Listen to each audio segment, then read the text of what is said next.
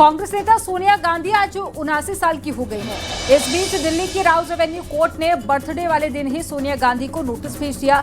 उन पर भारत की नागरिकता मिलने से पहले ही वोटर लिस्ट में नाम दर्ज कराने का आरोप है। प्रियंका गांधी ने सरकार पर बेवजह परेशान करने का आरोप लगाया। वहीं बीजेपी का कहना है कि कोर्ट के आदेश पर कानूनी जांच हो रही है, इसमें किसी को दिक्कत क्यों होनी चाहिए। दिखाते हैं आपको रिपोर्ट।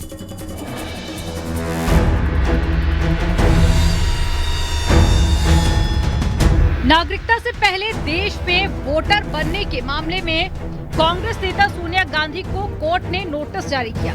दिल्ली की राउज एवेन्यू कोर्ट ने नोटिस जारी करके सोनिया गांधी से मामले में उनका जवाब मांगा है। प्रियंका गांधी ने इस मामले पर कहा है कि सोनिया गांधी ने वोट तब डाला जब वो नागरिक बनी और उन्होंने पूरी उम्र देश की सेवा की है, इसलिए उन्हें बेवजह परेशान करना गलत है। पहले से उन्होंने वोटर लिस्ट वोट डाला है देश के अंदर। प्रमाण है उनके पास? बिल्कुल झूठ है, बिल्कुल झूठ है। उन्होंने वोट तब डाला जब वो सिटीजन बनी। प्रमाण दिखाएं। ये झूठ क्यों बोल रहे हैं लोग? आखिर क्यों? अब पता नहीं क्यों उनके पीछे पड़े हुए हैं। वो बेचारी 80 साल की होने वाली हैं। पूरी उम्र उन्होंने देश की सेवा की है, तो मतलब इस उम्र में तो छोड़ देना चाहिए। दरअसल कोर्ट में दायर याचिका में दावा किया गया है सोनिया गांधी का नाम साल 1980 में दिल्ली की वोटर लिस्ट में दर्ज किया गया था, जबकि आधिकारिक तौर पर वो 30 अप्रैल 1983 को भारतीय नागरिक बनी थी। यानी कि भारतीय नागरिकता हासिल करने के करीब 3 साल पहले ही सोनिया गांधी भारत की वोटर बन चुकी थी, जबकि हमारे देश का कानून कहता है कि कोई विदेशी नागरिक भारत का वोटर नहीं बन सकता।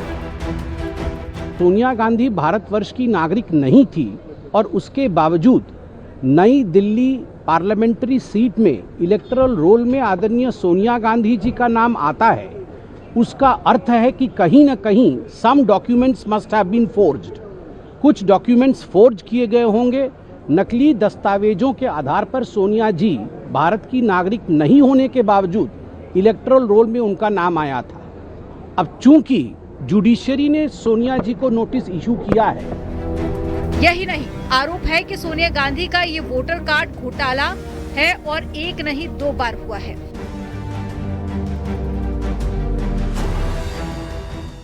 लॉयल्टी का सवाल है कि इतने बड़े परिवार के लोग और डुअल मेंबरशिप रहे, तो जांच का विषय है। 1980 में इटली की नागरिक होते हुए भी सोनिया के भारत का वोटर बन जाने को लेकर जबरदस्त विवाद हुआ। इसके बाद में 1982 में उनका नाम वोटर लिस्ट से काट दिया गया।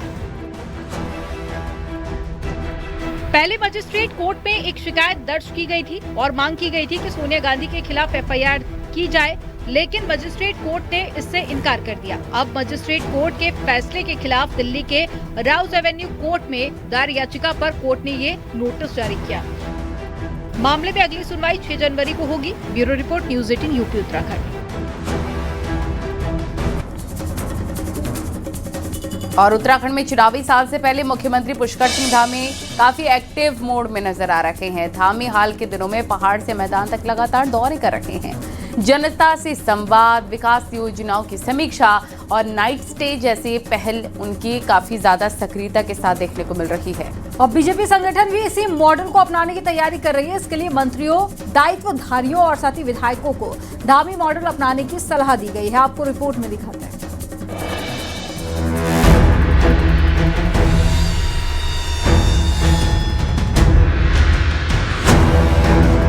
मुख्यमंत्री पुष्कर सिंह धामी हाल ही में नैनीताल, बागेश्वर और चमोली जैसे जिलों में नाइट स्टे करते नजर आई। उन्होंने मॉर्निंग वॉक से लेकर युवाओं के साथ संवाद तक हर मौके पर जनता से जुड़ाव बढ़ाने की कोशिश की।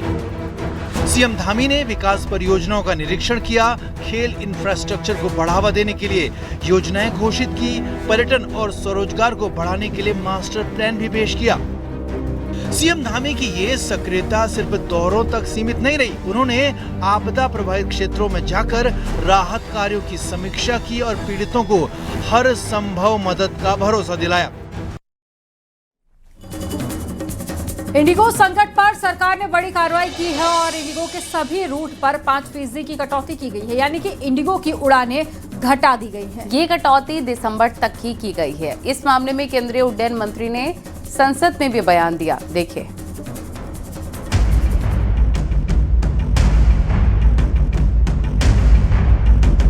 If the FTTL is properly implemented on Indigo crisis पर सख्त हुई सरकार, कम की जाएंगी इंडिगो की उड़ानें। इंडिगो संकट के बीच आया प्रधानमंत्री का बयान, जनता की सुविधा के लिए हो नियम। करीब एक हफ्ते से देश के अलग अलग एयरपोर्ट पर जो अफरा तफरी मची है, उसे खत्म करने की कोशिशें शुरू हो चुकी हैं, क्योंकि सरकार ने सख्त फैसले लेने शुरू कर दिए हैं।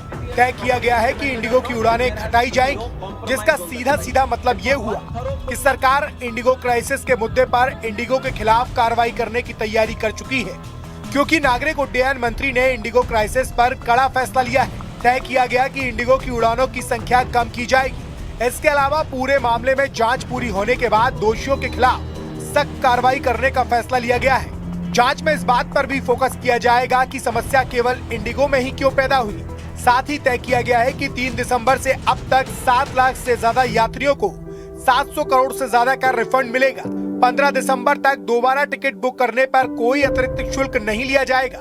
सरकार को भरोसा है कि 10 दिसंबर के बाद हवाई सेवाएं सामान्य हो जाएंगी, यानी हालात सुधर जाएंगे। as informed by Indigo, process of refunds, baggage handling are over in its final stages. Our 24/7 control room continues to assist passengers directly whenever needed. Honorable Speaker, sir, going forward, the government is determined to build a more robust and competitive aviation ecosystem. Through our policies, we are encouraging more new airlines to start and operate in India, ensuring fair access to airport capacity and eliminating any possibility of duopoly, controlling connectivity and pricing in our skies. More airlines mean more choice, more affordability and more resilience for the passengers. Indigo crisis पर नागरिक उड्डयन मंत्री के सख्त फैसलों के बीच प्रधानमंत्री का एक बयान भी सामने आया, जिसमें उन्होंने कहा कि नियम कानून जनता की सुविधा के लिए होते हैं, न कि उन पर बोझ बढ़ाने के लिए। पीएम ने यह बयान एनडीए की संसदीय दल की बैठक में दिया। रिफॉर्म्स पे बहुत जोर दिया है। रिफॉर्म्स मतलब सिर्फ इकोनॉमिक रिफॉर्म्स नहीं। एक तरफ प्रधानमंत्री ने जनता की सहूलियत और सुविधाओं को प्राथमिकता बनाने पर जोर दिया, तो वहीं दूसरी तरफ सरकार ने इंडिगो के खिलाफ ताबड़तोड़ फैसले लेना शुरू कर दिए।